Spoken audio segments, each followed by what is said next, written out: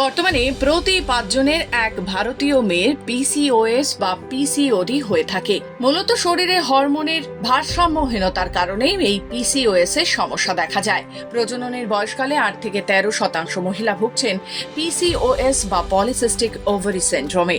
মূলত দেহে পুরুষ হরমোনের মাত্রা বেড়ে যাওয়ার কারণে পিসিওএস এর সমস্যা দেখা যায়।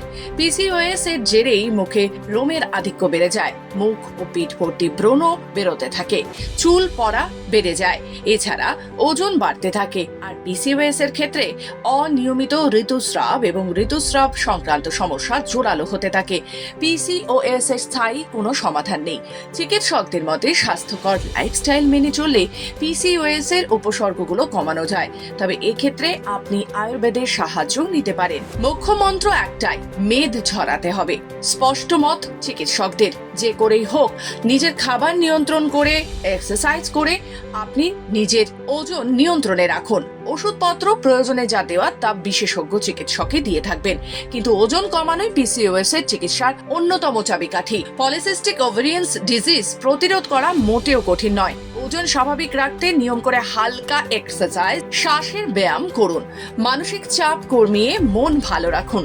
সময় বুঝে নিয়ম করে খাবার খান। অবশ্যই বেশি রাত পর্যন্ত জাগবেন না।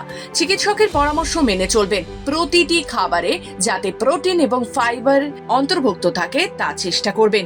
খাবারের মধ্যে থেকে চিনি, ময়দা এবং ভাতের পরিমাণ একেবারে বাদ দিয়ে দিন। পানীয়র ক্ষেত্রে সফট ড্রিঙ্কস বা বাজারের প্যাকেটজাত জুস একেবারে বর্জন করুন। স্বাস্থ্যকর চর্বি যেমন ঘি, অলিভ অয়েল, বাদাম, বীজ ইত্যাদি চর্বিযুক্ত মাছ আপনি খেতেই পারেন।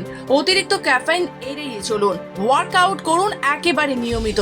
খাওয়ার পর একটু হাঁটাহাঁটি করুন। তবে গুরুতর কোনো সমস্যা হলে অবশ্যই চিকিৎসকের পরামর্শ নিন। আপনি সুস্থ থাকুন, এই আমাদের একমাত্র লক্ষ্য।